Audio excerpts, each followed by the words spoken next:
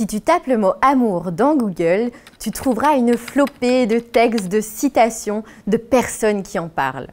Quand on cherche le mot amour au dictionnaire ou sur Internet, on peut trouver 5 à 7 sens différents de ce mot. Bref, l'amour fait parler beaucoup de lui et nous laisse dans le flou le plus total.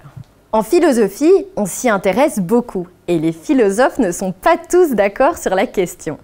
Pour certains, l'amour est méchant, c'est un piège. Pour d'autres, l'amour mène au bonheur et est un véritable élan du cœur. Cette philosophie de l'amour, on la retrouve dès l'Antiquité avec Platon.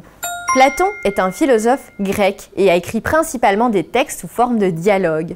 Entre autres, le Banquet met en scène 8 personnages qui parlent d'amour.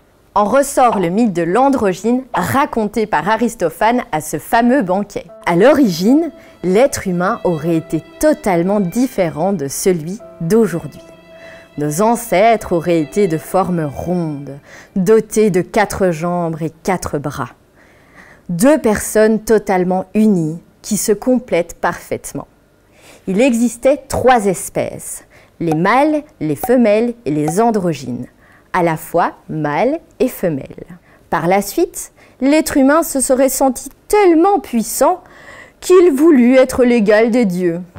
Ceux-ci se sont alors mis en colère et ont puni les humains en les coupant en 2.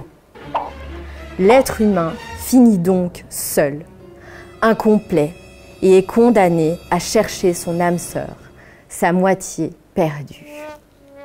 À travers ce mythe, Platon exprime l'idée que l'amour se présente entre 2 personnes, destinées à être ensemble, à s'unir ou à se chercher éternellement. C'est bien mignon tout ça, mais et les autres amours alors? Tout à fait.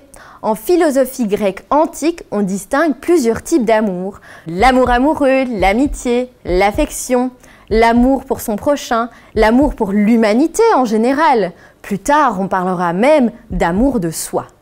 Il est également possible d'aimer plusieurs personnes et pas de la même façon. Comme le disait Jean-François Dortier, on n'aime pas sa maman comme on aime son chat, ses amis, son amant ou son hobby préféré. Et oui, on n'aime pas seulement des personnes, on peut aimer des objets, des aliments, on peut aimer faire quelque chose. D'ailleurs, on parle d'avoir des passions. Du coup, si tout le monde a une âme sœur, quelque chose qui le complète, cette âme sœur doit-elle être nécessairement une personne? Finalement, en amour, il n'y a pas de recette magique.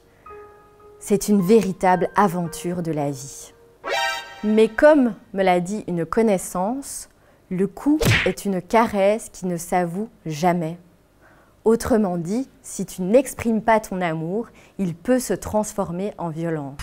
Bon, si tu souhaites être un expert ou une experte en amour, je t'invite à faire le test sur Aime sans violence, info ou intox.